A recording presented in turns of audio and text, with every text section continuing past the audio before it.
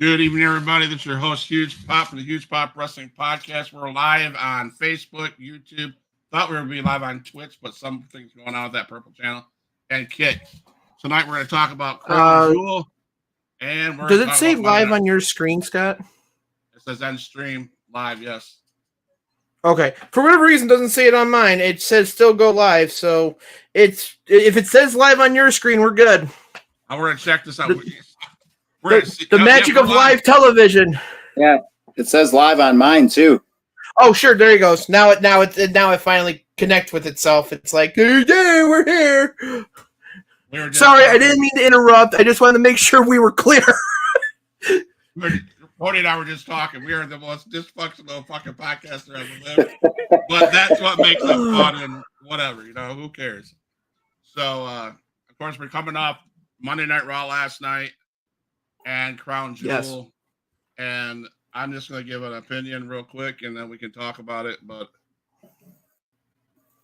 I didn't need to watch Raw last night. And the videos I've seen of everybody taking on TikTok that were at Crown Jewel, that were put them out there, kind of basically ruined it for me. And I will say this, I thought the show was trash. And that's what I have to say about Raw. So you didn't find anything that happened on Raw intriguing, exciting, anything of that nature? Some of it, but I felt like it was jigsaw puzzled together. If I can say that. Explain your definition. It didn't flow well. It didn't flow. It was like they were forcing something in Saudi Arabia, and I just thought it was not a good show after a Crown Jewel show. I mean, I just thought it was not the best they could do. Okay. I did like the Usos and Sami Zayn. That I liked so badly. Do I want to see Bianca Belair and Jade Cargill split up? That was amazing. That little part that they had together was cool. I mean, I don't know. I just wasn't, maybe because I wasn't watching it 100%. I didn't get it, but because I've been busy, so I just didn't know. I mean, we could talk about it, and I'd love to have everybody's opinions, but I was just like, it wasn't the best one after a pay-per-view. The only thing that caught my eye, like two things, was what we're doing with the Bloodline. Love that. Yeah. And what we're doing with the Wyatt Six and the Miz. That was cool as hell. I loved. We can talk about the Bloodline some more in a second, because surprisingly they started off Crown Jewel, but the Miz thing really intrigues me because Bo Dallas, or Uncle Howdy, whatever you want to call him at the moment in time, says, "Oh, we weren't going after the Final Testament. You were our target. Get wrecked, son." Yeah. And I'm just like, come again? How is the Miz the target? Because he turned on R-Truth? Mm-hmm. Like, what the hell? That's going to be fun to watch. So yeah, it's interesting. Big time. Yeah, so Crown Jewel started with the OG bloodline versus the new bloodline per se. And which I agree with Cody. That was surprising. That was very surprising. I really thought that was going to be the main event. Mm-hmm. What's your guys' thoughts on that match?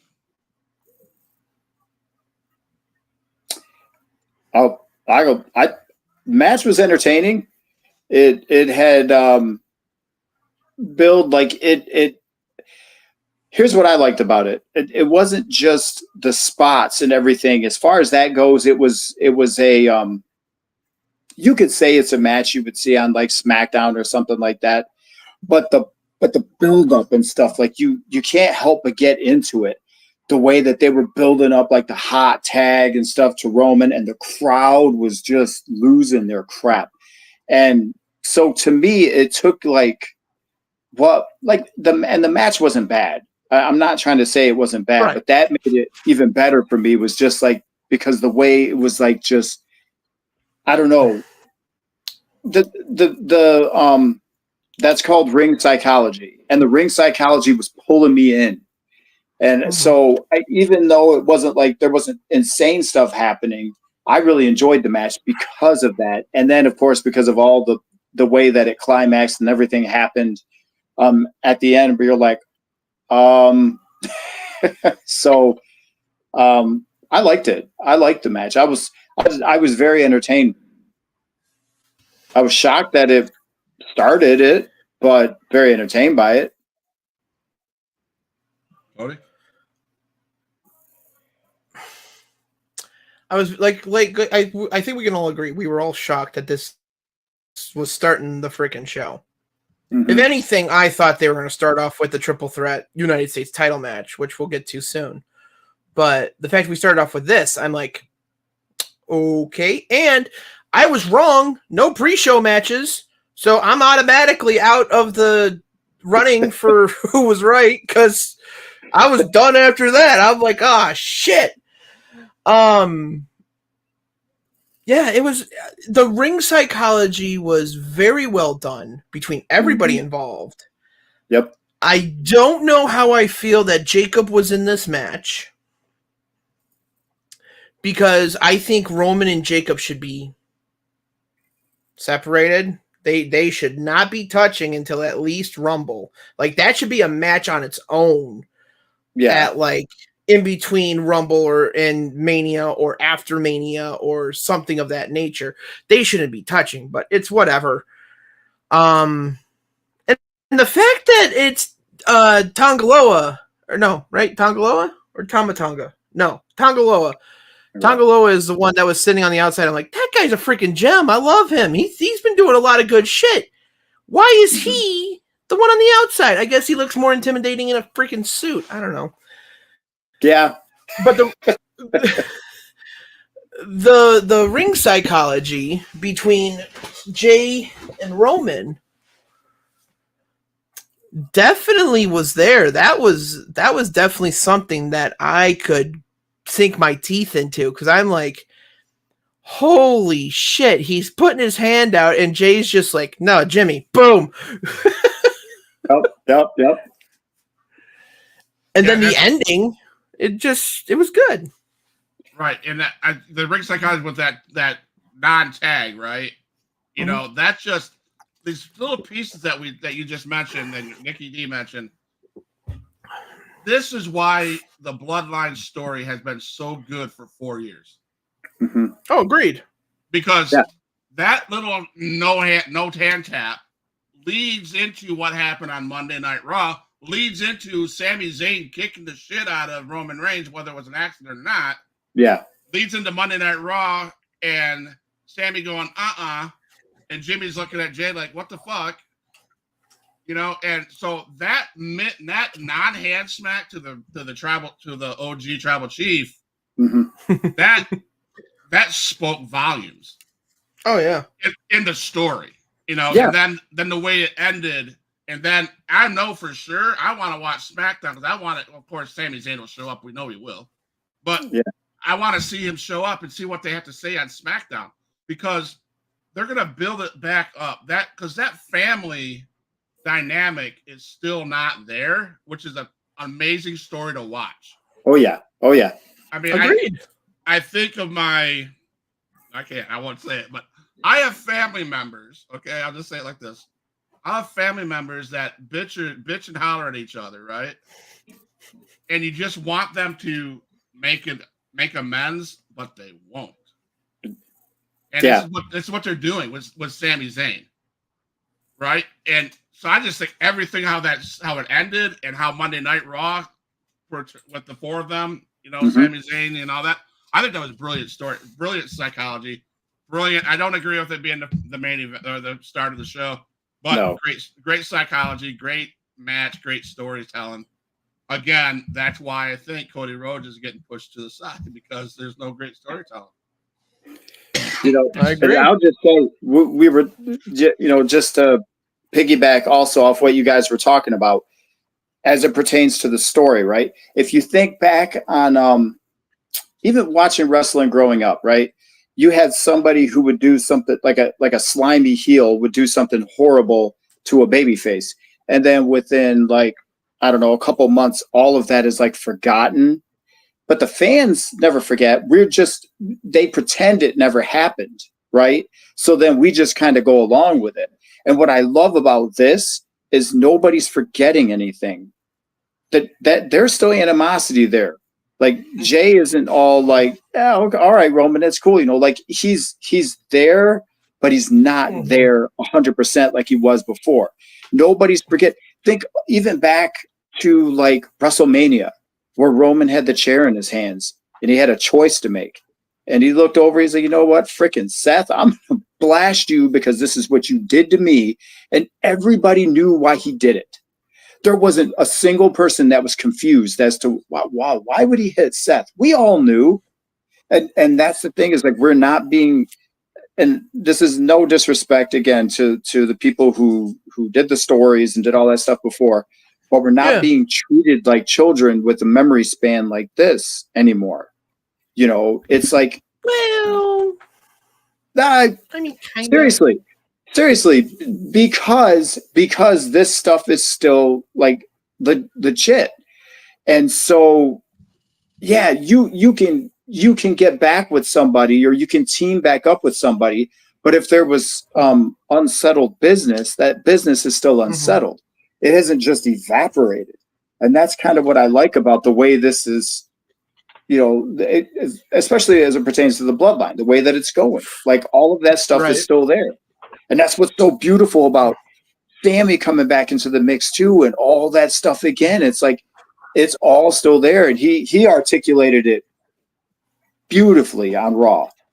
Beautifully what he was talking. I was like, because at first you thought when Jimmy was saying all this stuff to him and you know the crowd was all, oh man, and the stuff that Jimmy was saying, and then when Sammy came back at him and he was saying, Jimmy, you're the one who, well, you question my loyalty, that was spot on. And then he talked about all that stuff that like that was I pretty much could have almost tuned out after that because that I loved that segment. I loved that. That was that good. Yeah, It was. 100%. Yeah. I don't mean to keep raving on it, but you're right.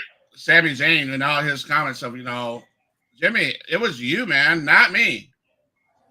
I've already been on trial from your family. I don't want to do that again, guys. Yeah. And then he was leaving. Dude, he was spitting facts too. And that's what I love about it. It's like we all remember this. We all remember this. So everything he was saying, that crowd was like, they're looking at each other like, you know, he's right. You know, and it was sweet. It was sweet. And I just, while we're on Sammy, I don't mean to keep running my mouth. I'm sorry. But for him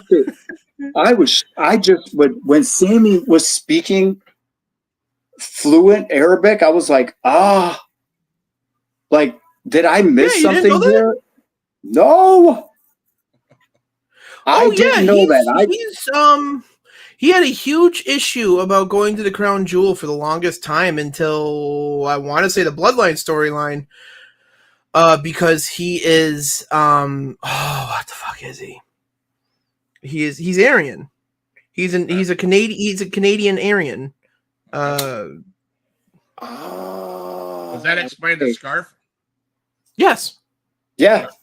Okay.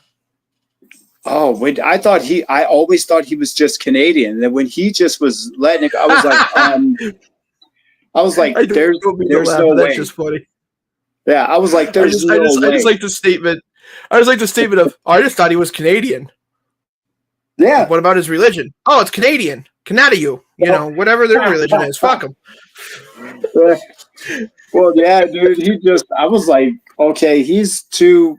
I grew up in Southwest Detroit, man. I'm like, my man is far too fluent. So this is like either he really learned the language or there's more to this. I had no idea.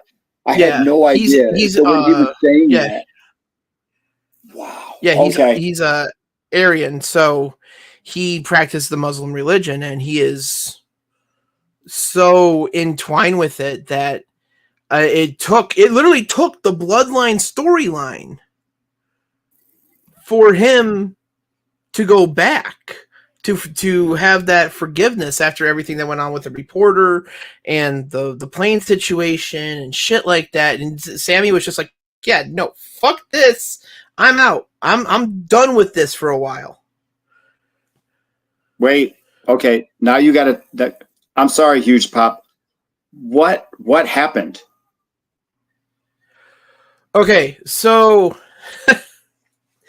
quick history lesson, everybody. For those of you that don't remember the plane ride from Saudi Arabia, Vince was a prick.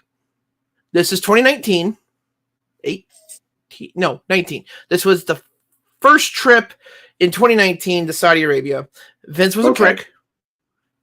Cut the live feed of the Saudi Arabia tour, or of the Saudi show off locally about an hour early.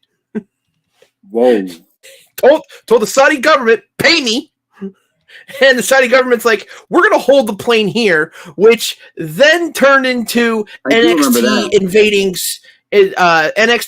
SmackDown the next night, which led to the triple threat NXT, Raw, SmackDown, Survivor Series. All because Vince was a dick. Yep.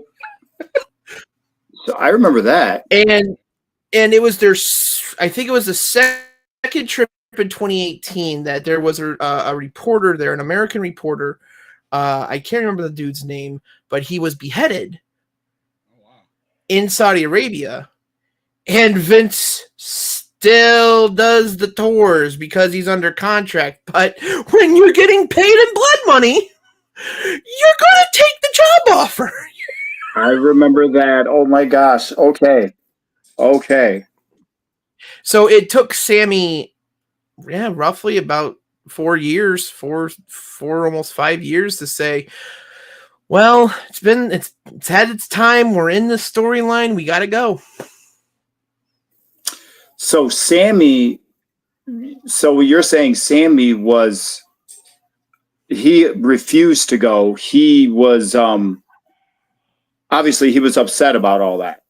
Yes, he was very upset with everything. Clearly, which he wasn't the only one, because I remember that now that you bring it back to my memory. Yeah.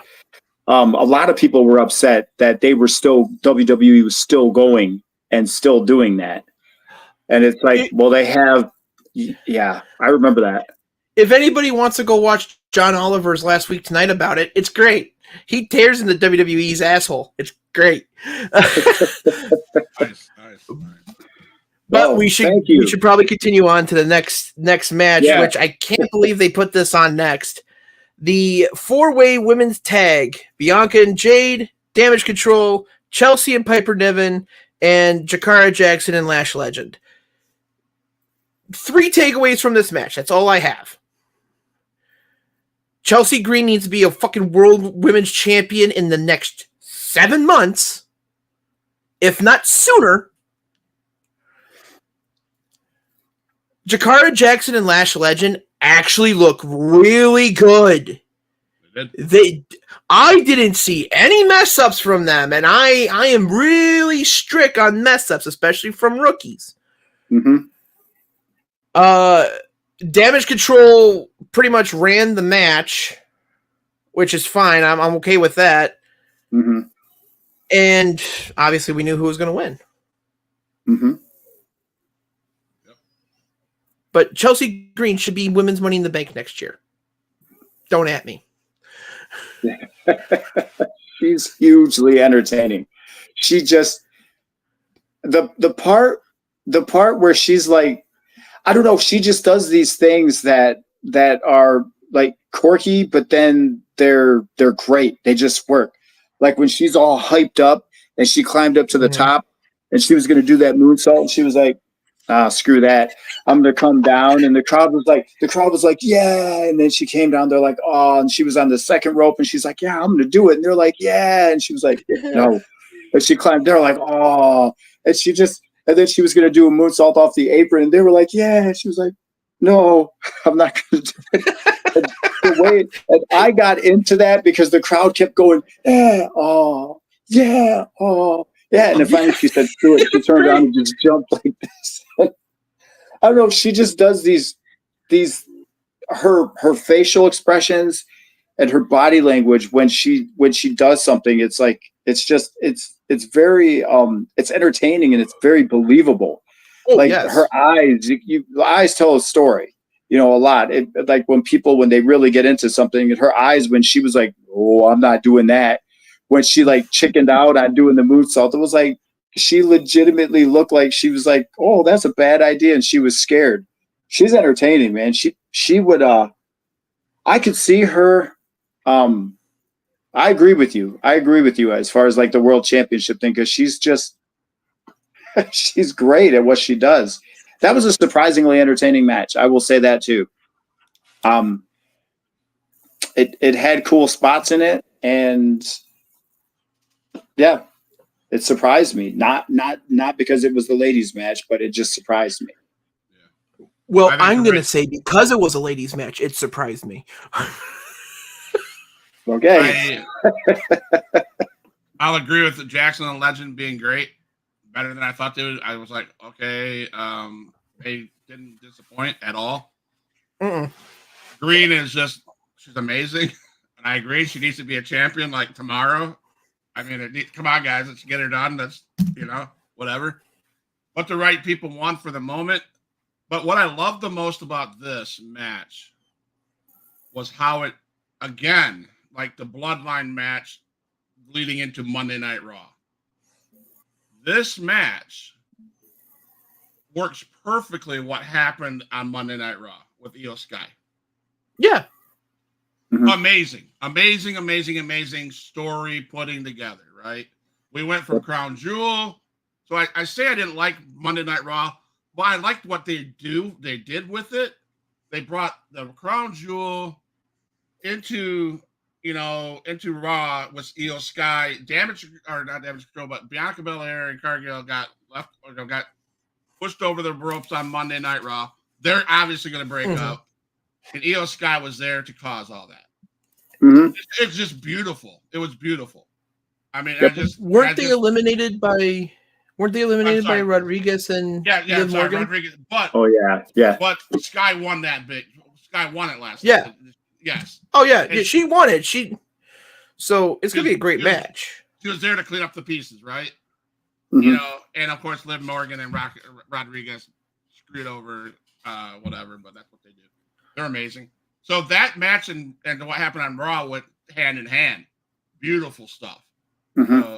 But for the women's match on Crown Jewel, phenomenal. Everybody did what they had to do. Yeah, dude. And if I could also just point out too, it's Crown Jewel, and you look at where that pay-per-view or premium live event, as they're called now, where that's taking place. Remember when they started there, you didn't really have ladies matches. Right. And if you look at what it was like, and when they had the first ladies match, it was like Natalya wrestled there against, I can't remember who it was, and Lacey Evans.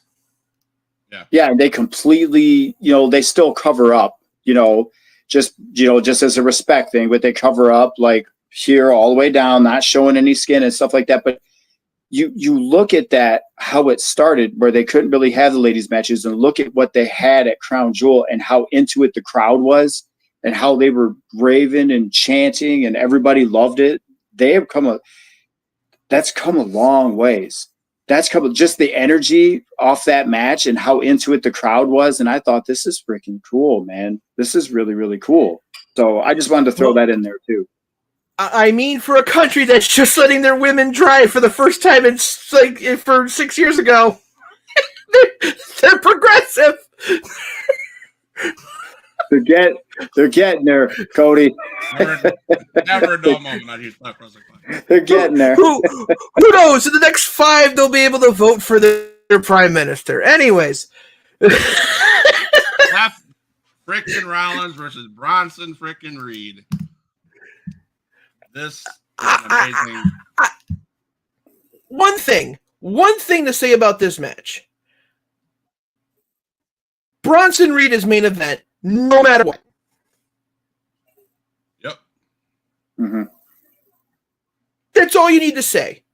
Go watch this match. I will recommend this match to any. I haven't recommended a match yet. Watch this match. This is how you put over a freaking monster heel. Yep. Mm-hmm. That's it. Yep. Nikki D. Well said. Well said. And I agree. Amazing spots. Just some that looked painful. I mean, I want to be careful when I say this because I know there's other matches and stuff, but this one almost felt like it was the best one out of the whole show. And, like I said, I know there's other matches that took place and you got championship matches and all that stuff, but this one was legit. Like, it was very, very good. It was entertaining. You have pacing, and sometimes matches, the pacing could just be bad or could be off. And then you have two opposites, right? You've got somebody like Seth Rollins and you've got a bigger guy, okay? And sometimes the pacing just, you know what I mean? It just don't work. They worked. They clicked. There was no boring. There was not a. Let's just put it this way. There wasn't a time during the match where you're like, this match has been going on a while. Like, it just worked. And I feel like, in my opinion, it was probably the best one on the card. I would have to agree with you. That match was phenomenal. Yeah. And I didn't expect that match to be and I hate to admit that, but I'm going to say it because I'm just being transparent here. I didn't expect that match to be the one I enjoyed the most. I did not. And it probably was the one I liked the best. Now, is it fair to say this, Nikki D and Cody, that match probably was one of the best of the night because what we have with Seth freaking Rollins? That moment right there. That was fucking phenomenal. Yeah. And that moment. Is that the one where he came way off the top rope and smashed? No, that would be. Oh, that was the end of those photos. That was a hell of a move, by the way. Yeah. But no, we talked a couple weeks ago that Seth Rollins could wrestle a mop and correct. be good. Now, I'm not saying Bronson Reed's a mop by any means, because that guy's fucking phenomenal. Yeah. But that when you put Seth Rollins in the ring, it's money, it's gold. And Bronson Reed for the big dude he is, man, he's a beast. He's great. So, but I give that's probably one of my favorite matches of the night. Yep. And I think it was because it wasn't for a title. You know what I'm saying? It was fun. It was entertaining. It was all about disrespecting each other and getting the job done. And I just thought that was great. I thought it was amazing. It worked there. You know what I don't mean to jump back in here again. Sorry. Was it Seth Rollins who had that remember the year that they did a 2-night WrestleMania? It was during COVID, so there were no audience, there was no live fans. Was it him and Kevin Owens that had the match? Yes. And it was unbelievable. Unbelievable. No title. But they just went at it, and they went hard, and they did insane spots. I felt like that watching this one because, again, you have a bigger guy, and Seth Rollins, and they just clicked. Everything was just. I go all the way back to how many times you remember Mick Foley or Mankind having matches like that. He never really did, but when he had his match with Shawn Michaels, it was magic. It just flowed. And I got that feeling watching this match. Like, it just was like, Bronson Reed I'm getting higher on him. I wasn't really high. Not that I disliked him, but he's gotten higher up my list. I'm just going to put it that way. He's made a believer out of me. He can work. He can work. It's not just because he was in there with Seth Rollins. Yeah. Just remember, this is Bronson Reed, not Braun Breaker. Correct. Correct. We won't have that problem like we did last week. I'm gonna pause it right now for a minute, guys. I want to thank our YouTube followers. Not that this means anything to much of people, but it means something to me, and I probably means something to Rico or Nikki D and Cody Cornett. I logged down to my YouTube channel before I launched this podcast. We were at 407 people. We are now in the last 30 minutes. We're at 411. So I'm saying thank you for all those people that are watching on YouTube. Hit the follow button. Thank you, everybody. Because you guys are allowing us to keep going and stuff like that. And who knows what 2025 is about, but it's without the support of everybody on TikTok, or Twitch, YouTube, Facebook, my boys that come out every Tuesday night. This wouldn't be possible. But I just looked at YouTube and I was like, holy crap. We're up 411. So we're up 4 people. That's good because I just looked at it before we went on too, and I'm like 409. I'm like, okay, good. We went back up a little bit. That's what I was looking for, and it's probably because we're live on YouTube. People are going through YouTube Shorts, so when they see our stuff, it has the live thing, and people are clicking on it, watching the show. Love it. Thank you guys so much. 100%. Awesome. Thank you guys. So moving on to Liv Morgan, Nia Jax. And this picture speaks volumes. That belt is massive. Here's the best part. I don't know if you guys saw this or heard this or anything. Just take a quick, good look at that belt real quick. Which, by the way, is about almost as tall as she is. Yeah, I know.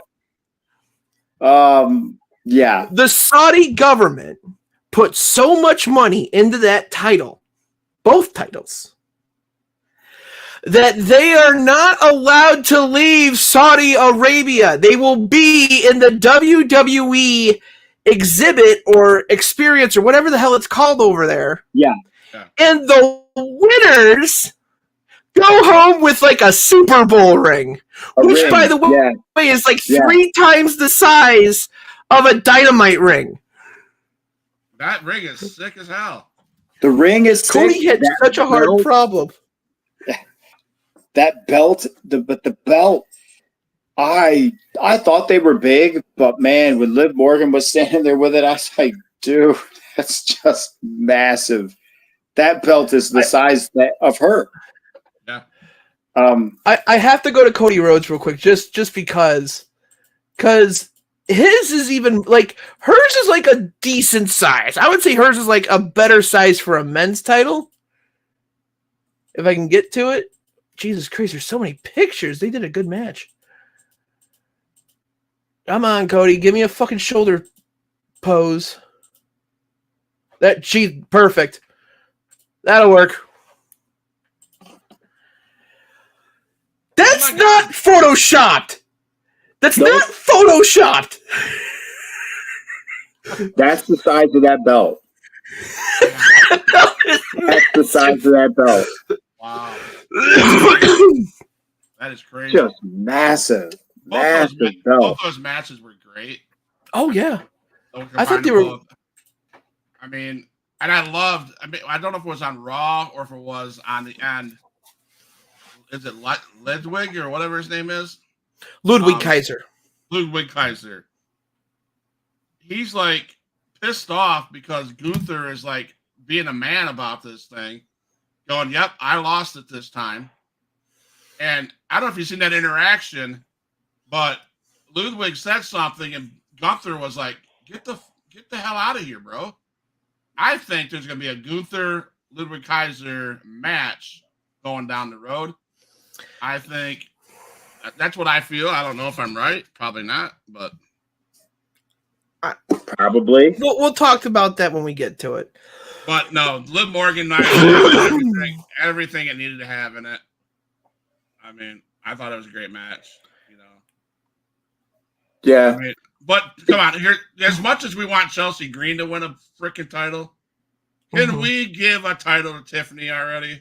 Please and thank you. I can't ask for anything let more. her cash in sometime soon. She's about as goofy as freaking Chelsea Green is. Get those two a title, please. I could not agree more. I don't know. She's she's all right. I agree. She's all not right. great, but I don't know. Sorry, are we watching the same goddamn product? We are, yes. She's just all right. And I say that even though she does something and I'm like, she's better than I thought. She's better than I thought. She's better than I thought. I am still not willing to give her the benefit of the doubt. Why? Because there's something about her that just, she reminds me of somebody who is just, and maybe it's me. I guess it's me. But she reminds me of somebody who just doesn't take it as serious. And even though she has her character, like Chelsea Green has her character that she does where she does this quirky stuff, but she's serious about the business. That's why. Sorry. And I think to piggyback off what you said, Nikki D, this is one of the reasons why my least favorite pay-per-views is Money in the Bank. It's pointless. Okay? Tiffany has had this damn briefcase for however long. And she's never going to cash it in. She's going to be just because she's scared to shit of Nia Jax to beat her ass. Yeah. You know, and I just think it's they got rid of the 24/7 belt. And I feel for good reason. I feel like, and I'm not trying to disrespect Money in the Bank, but it's becoming a joke. It used to not be. It used to not be. Yeah. I said it when the Money in the Bank was around. I said it's the same thing I'm going to say. It's a joke. It became a joke once COVID hit, and I don't think they haven't got out of that. And why is she walking around with this damn belt when 2 months ago the male belt was cashed in and it failed, or whatever it did? I don't know. Again, it's irrelevant. I just don't like the Money in the Bank. Please let her cash that stupid belt in the thing she does, which was cool at first, and I got a kick out of it, was she always flirted with the idea of cashing it in, and she would always be doing it. But it's kind of, it happens like a lot now. To me anyway, like it was cool the first couple of times, and now it's just like, okay, we're gonna do this again, and then nothing happened. Yep. So yeah, and I agree with you there. I don't remember when it stopped. I think there was somebody who won probably during COVID, wasn't it? What's his name? Otis won, and that I was like, that's interesting because I didn't see that coming. And that's where somebody was thrown off the roof. Rey Mysterio, I don't know who it was thrown off the roof of freaking Titan Towers or whatever it was. Two people were. And I was like, okay. And yeah, I think he ended up losing he didn't even get to cash it in. It was I can't remember. Is that what happened? Quick history lesson. Otis was planned, period, to win the Money in the Bank. They were going somewhere along the line, cash it in for the SmackDown Tag Team titles. Plans change. Miz won, so he was going to be the original one to make it any belt to cash in on any title. But plans changed. He needed the belt off of McIntyre to give it to Lashley. So they made Miz win Money in the Bank and then later cash it in on McIntyre so that Lashley can get the title off of Miz. And that was all fun for whatever. But first two-time Grand Slam champion, Miz needs a title run fucking last year. To your point, Scott, about the Money in the Bank being cashed in and failed by Drew McIntyre. He is on the short list of people, which there's only two, that could fail a cash in and have it mean that it doesn't hurt him. Cena. Cena Technically, Cena didn't fail his cash in. He failed to capture the championship. He won his match by DQ, but failed to win the championship. Okay. McIntyre cashed in, failed to win the championship, and I do think he took the pinfall. But it was part of a longer storyline with Punk. I'm okay with it. That didn't really upset me. You're absolutely Otis winning right. and losing it. Yeah. Otis winning and losing it. Why? Whatever. Mm-hmm. Ken Kennedy winning it and losing it. That's just poor luck on Ken Kennedy. He had an injury. They needed it off a Taker. They didn't know how severe the injury was on Ken Kennedy. If they could have waited a couple, like another Forgot week, about that. Yeah. could have cashed it in, and you could have had him recover while he was champion. Damian Sandow was a waste. Braun Strowman was a complete lack of focus on everyone's part, because we're going to have a cash-in, a predetermined cash-in at Hell in a Cell against Roman Reigns for the Universal title, and in the second year in a row, we're going to have Hell in a Cell become a no contest. Yeah. But quick question for you. Do you think, you said Damian Sandow was a waste. Do you think that was more on creative, or was that on him? Because I remember he was Creative. Okay, because he was busting his butt. He was over, and everything he did just seemed to be working. And so the quick timeline is Cena returns in October of that year, whenever Sandow won the Money in the Bank, beat Alberto Del Rio for the World Heavyweight Championship. They had to get the briefcase gone because it was the SmackDown briefcase at the time, and it was for the World Heavyweight Championship. They needed it gone because within 2 months, the World Heavyweight title and the WWE title had unified. And then became the Cena, Orton, Bryan Danielson, Batista show for the last 4 months until WrestleMania 30. So they just need the briefcase gone, which sucks, but it's whatever. Yeah. And no women have ever failed cash-ins. So she needs to cash in soon. I mean, she might be the first. She might not fail it. It's up in the air. All right, we're time crunching now. We got 20 minutes or less than that. So okay, we went Randy Orton versus Kevin Owens. Everybody said last week it's not even going to happen. And well, that basically happened. Not I everybody. love that we were all right. No, you and Rico, I think, gave answers. Yeah, I think you were the only person who said it wasn't even going to be a match. I said it was going to be a no contest. Matt said it was going to be a no contest. It was going to be a no contest. It wouldn't even be a match. And when I watched it happen, I was like, how did he freaking know? Because I thought it was actually going to be a match. And I think, honestly, we'd have to go back and watch it again. I think you were the only one who called that the way that it happened. Matt called a no contest. I called a no contest. Scott called a no contest. I think Bryson called a no contest, but still gave an answer for Kevin Owens. I think the only thing I think one thing I missed was I wish Triple H would have been involved. Yes. You wish what? I think that's I wish Triple H would have been involved. Oh. Yeah. Wow. So I think that's what Matt and Scott said. Rick were the only one. You gave Kevin Owens as an answer, and he gave Orton as a winner as an answer. Okay. But you know what? It was what it was. And how did I know that it was going to happen? Because we had 7 matches on a 3-hour card. Someone was losing their spot. Yeah. That's just simple math. That was good. That was good. It happened just like you predicted. And what about Pierce taking that RKO?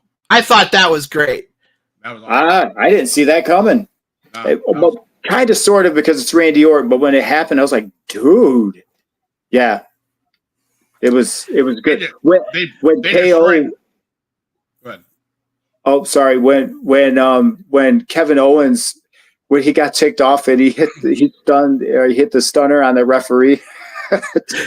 I'm like, I could win. not help it. I started dying. I was like, oh my gosh, man. Nobody's safe. Nobody's safe.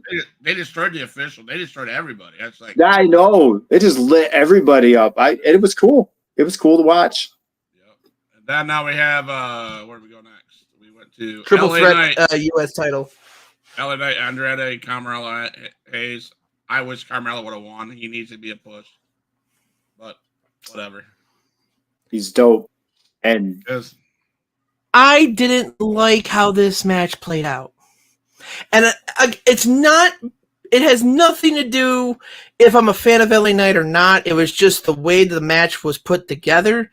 It was literally, we're going to have Carmelo Hayes and Andrade fight practically most of the match. Yep. And LA Knight picks up the pieces. Yep. Yeah. And I'm like, why?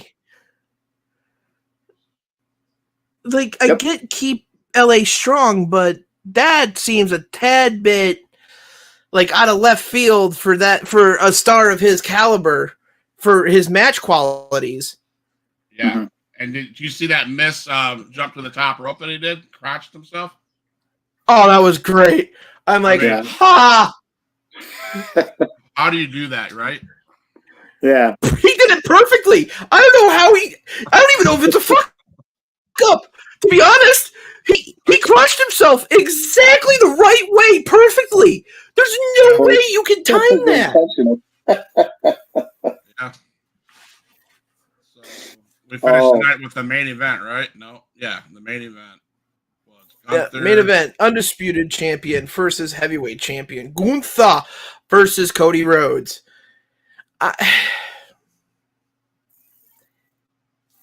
It was a perfect match until the end. Elaborate. When Gunther shakes Cody's hand, I go, why? He literally shit down Cody's throat with his father's memory and everything involved, talking about his family, being a despicable heel, and then shakes his hand after he lost. But that was the storytelling I was talking about, because now that's set up, Ludwig going, what are you doing, dude? Now there's that friction between Ludwig and Gunther now, which is going to carry on. And I like that. I thought that was class. I thought that was a different side that we don't see from Gunther. Yeah, but then all that really does is break up Imperium or whatever. Like unless Ludwig doesn't suck. He doesn't suck. He's pretty good, but he's a fantastic wrestler.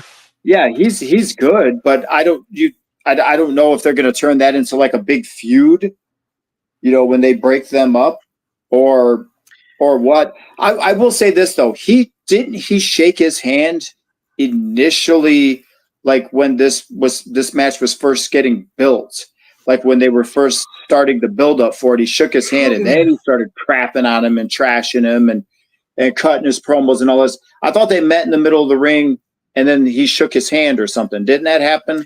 Or am I making it up? There was no sign of respect between the two until after the match, which confuses me. If we're going to turn Gunther babyface, why the fuck do we have a babyface challenging him for the world title?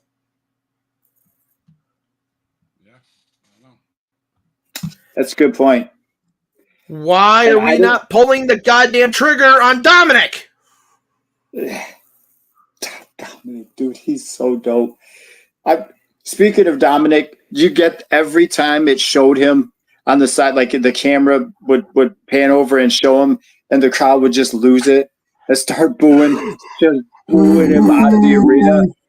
Dude, that I died every time it did that, because I'm like, dude, he's just such a slime ball. He can't even stand at ringside, and the camera shows him, and they just start booing like he's trying to cut a promo on the mic. Anyway, I just love Dominic. Yeah, about 70% of the locker room wishes they had that type of response that Dominic gets. Yeah. Oh yeah. That's what they live it for. That's what they do this for. Nice. He's good. He's good at his job. He's good at his job. Flat out. I catch flack for saying this.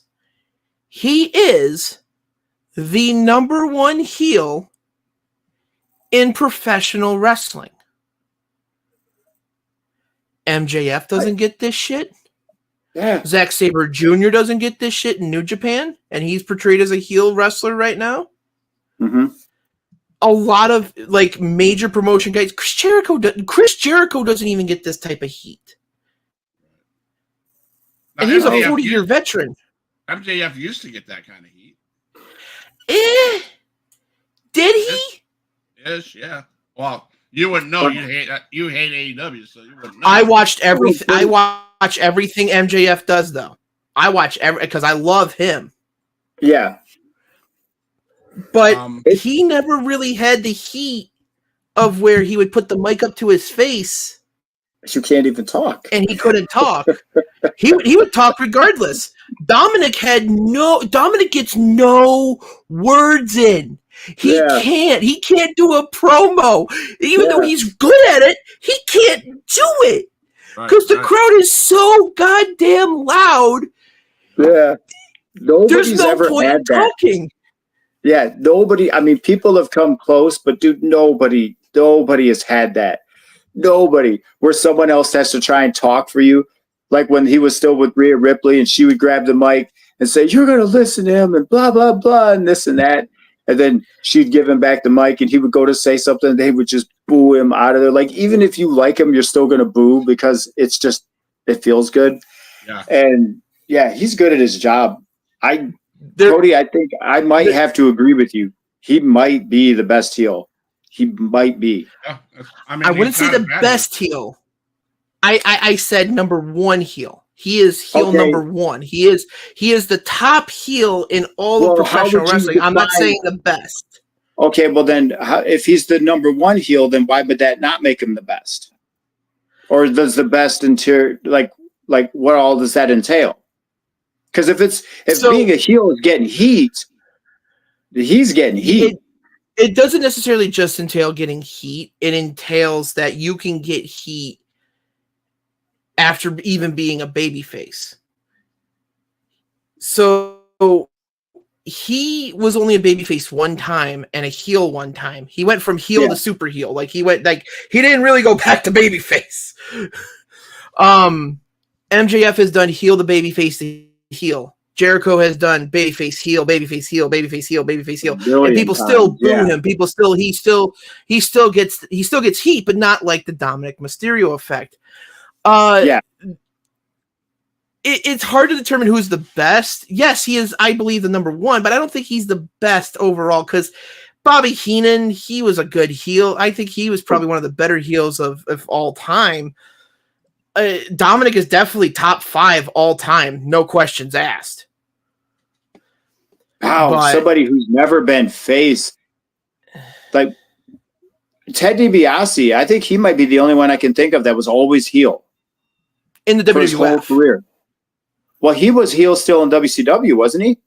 He was ish. He would go between babyface and heel in WCW, depending on what he was doing. I thought DiBiase. I can't think of anybody that just was a straight Rick Rude. No, AWA. He was portrayed as a babyface as well. Him and Ted DiBiase were babyfaces in the AWA. So everybody eventually does switch one and go back to the other. So yeah, Vicky Guerrero in one point in time had the nuclear heat that Dominic has consistently. That was amazing. That shit was awesome. That was John Cena. Oh my gosh.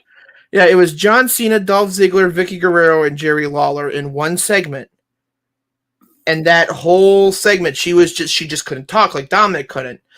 But afterwards, it was like a roller coaster depending on where you were. It wasn't as much heat. It was more heat, not as much. But Dominic, it is nuclear heat everywhere he goes. It's amazing. Yep. I talk about Vicky Guerrero. One of my favorite things with Vicky Guerrero is when The Rock does his concerts in there. That's one of my favorite Rock concerts. I was like, come on, bro. I mean, he was awesome. So I hate to disrespect Monday Night Raw, but we have 5 minutes left. And it's almost after 9 here, so it's gotta be after 10. So I told Cody I found something I want to get your opinion on. And by the way, that was a great Sting mask at Halloween, bro. But, was that Sting or the Crow from the movie? The Crow. I gave him a hard time. I wanted to make sure. Crow. He said on everything, on every social media thing that I posted that on, oh, look, it's Sting. Oh, look, he started trolling me. He was trolling every account. I was like, it's not Sting. I bring that to fruition. You should have sent him a meme. Because I found this on TikTok and I found this entertaining. And I'm gonna get flack for it. I'm gonna get flack for it because one thing that Nikki D reminds me of is who my favorite wrestler is. So, 5 WWE talents that Triple H failed. That he failed? Yes. First one, and I agree. Karrion Kross. He was great in NXT. He's moved up to WWE main roster, and he's in what? These dumb, whatever, meaningless things, right? That's my opinion. I agree with this. This is what the guy said. That's number 5. You guys can chime in. Number 4, Nikki D. This is for you. Wrestlers that Triple H failed. Baron Corbin. So I am not a lover of Baron Corbin. I agree with it, but he did fail Baron Corbin. That guy was put in the most goofiest, stupid, whatever gimmicks you got, and that was all Vince. Not initially, and that's what I was going to say too. What Cody said, Vince was the one calling the shots. Like you say Karrion Kross now is what you're okay. Yeah. Okay, never mind. Baron Corbin. Now he says that Baron Corbin was wasted on the main roster, sent down to NXT, does brilliant work, brings back to the main roster, and is forgot about. And I agree. He was that's all true. When Triple H took over, he took him back down to NXT, get him to be with the young guns.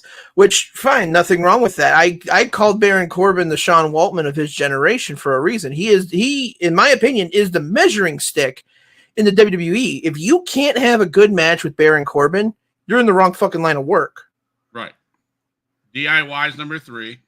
And this guy, I believe, they hit it spot on with these next 2. And Triple H needs to get his head out of his ass. And it's what these 2. Shinsuke Nakamura. I was just thinking about him. And Finn Balor. Finn Balor is gold, but you got him in a damn tag team with JD McDonough, whatever the guy's name is. Yeah, but Finn Balor wasn't completely wasted. You know what name I'm surprised is not on that list? Huh. I didn't think Finn Balor would be on that list. All the rest of them, I can see that. Oh my gosh, Elias. Yes, that dude was main roster ready when he was in NXT, and again, I don't want to put that on Triple H because I think that was pre Triple H running the show. No, that was Triple H running NXT, and he had Elias, and he made Elias what he was, and then Vince took him and made him something a little bit different with the Drifter idea. Yeah, that guy was like, he had it all. Yep. And I don't get why it didn't work out for him on the make, because that guy was amazing. He was amazing. You ever watch Elias on TikTok? Yeah, I do. He does a Bible study on TikTok. That He guy. does. I was shocked when I saw. I was like, there was a Bible study, and I was like, that looks like Elias. I was like, oh my gosh, that's Elias. He has a Bible study. Yep. I had no idea. Okay. Closing moments. Closing statements. Cody, you got any closing statement? Closing statement. Crown Jewel was awesome. Raw after had a couple bright spots. Best of luck in your future endeavors to Baron Corbin, Tegan Knox, and what the fuck was the third one? Not important. It was green hair girl, tank riding on a tank. No, not Shotzi Blackheart. I thought she got let go. Shotzi, the one with the green hair, and it was Tegan Knox. It was two males and a woman. Tegan Knox, Baron Corbin, and oh my gosh, I can't think. Oh well. But best of luck in your future endeavors in 90 days. It sucked for Baron Corbin because 6 days prior to being told he wasn't getting re-signed, he was at a commercial shooting at Netflix. Oh man. He was at a commercial shooting at Netflix Studios in Los Angeles 6 days prior. That sucks. So and do people think he's going to AEW? Nah, I see him more as an Impact guy. So TNA, best of luck with Baron Corbin or whatever he's going to call himself afterwards. Mm-hmm. But and Tegan Knox, get healthy for the love of God. You are the most injury prone wrestler I have ever seen. Get healthy, get ready. Please don't go to AEW. Because their women's division is shot to shit. And you will work with better people in TNA. Hell, fucking go to Ring of Honor. Indy Hartwell. Oh, Indy Hartwell, that's right. Which was even worse because the day she gets released, her final match was pre-taped and aired live on SmackDown.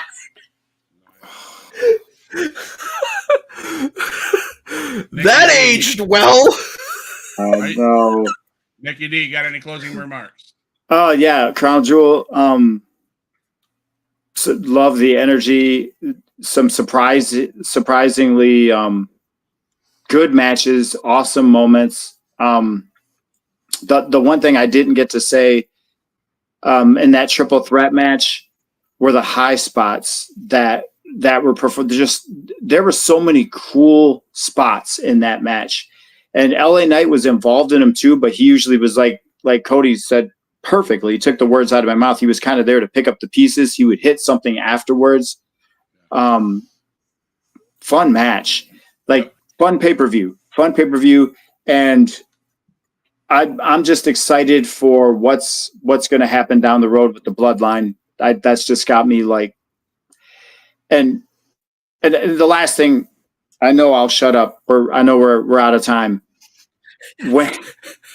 When and this like makes me think of also something else, like, but Huge Pop, you said this and Cody has said this too, but like at Crown Jewel, when Roman came out and when he's coming to the ring and just the way that place is like, it almost makes like how over that guy is. It does make you forget about like Cody Rhodes. And so I'm kind of seeing Huge Pop where you're coming from. I kind of see that where he's just like, he's taking like the spotlight from, he's not doing it intentionally. No, he's earned that crap, but I see where you're coming from now. He's just like, and now the more that I think about it, I think the fans are more invested in that storyline because of what it is.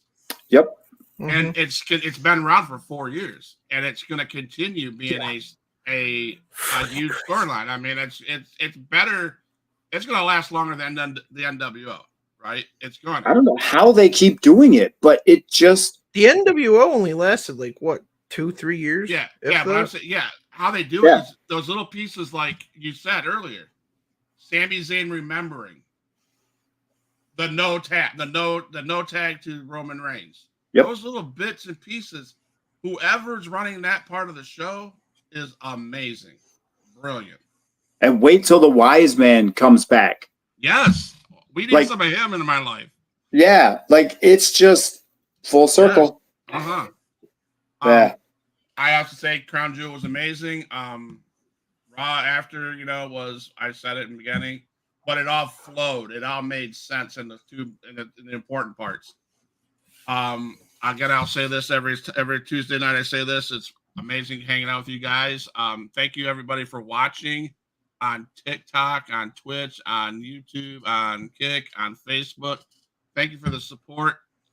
Thursday night is a special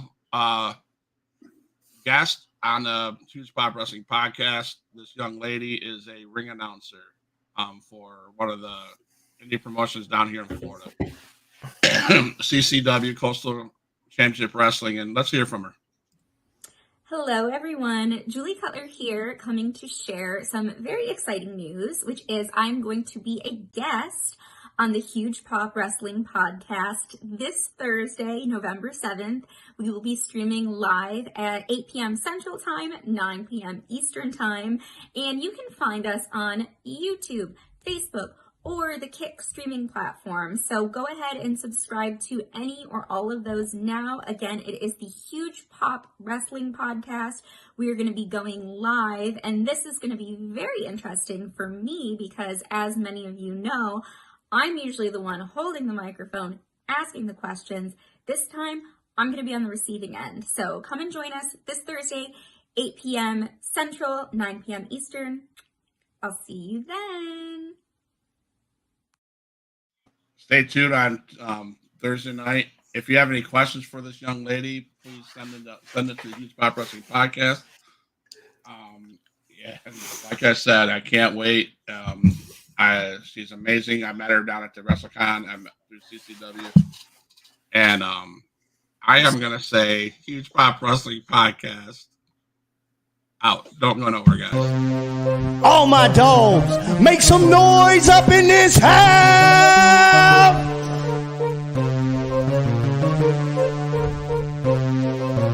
Who is in the house? Who is in the house? It's the gangster of destruction, so you know what's going down. And when the drive-by's coming, then you better hit the grind. Cause when your body hits the canvas, then your head is knocked out.